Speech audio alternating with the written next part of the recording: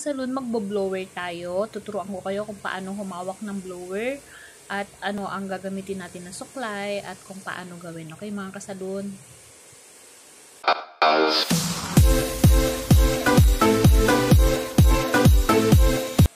So, unang ginawa natin ay binlower muna natin yung roots niya. So, 70% na siyang tuyo sa baba, 100% sa roots. So, ang ginagamit ko na ngayon na suklay ay yung skeleton brush na tinatawag natin. Ito ay hindi matalas at hindi nakakasira ng buhok kapag binoblower natin ang hair ng customer natin.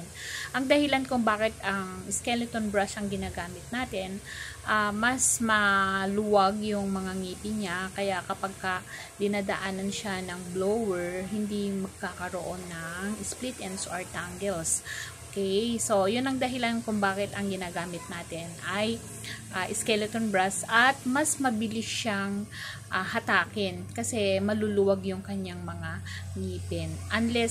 Unlike sa sa brush na matalas, nasisira ang buhok ng customer kasi naiinitan siya ng blower at mahirap hatakin. Okay mga kasalon, ganyan lang ang pagbo-blower sa baba ng hair ng customer natin. At ang hawak natin sa blower dapat ay nasa katawan. Pansinin nyo yung hawak ko nasa katawan. Tapos, yung hindi liit ko na humahawak sa blower, yun ang kumukuha ng buhok para tulungan niya yung kamay ko na may hawak ng brush o di kaya ng suklay o ng skeleton brush.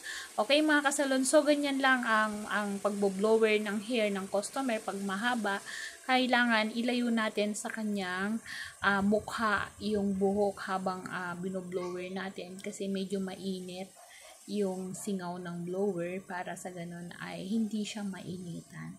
Okay mga kasalon, ganyan lang ang paghatak at saka dapat hindi masyadong mainit ang blower natin. Subscribe mga kasalon! Thank you!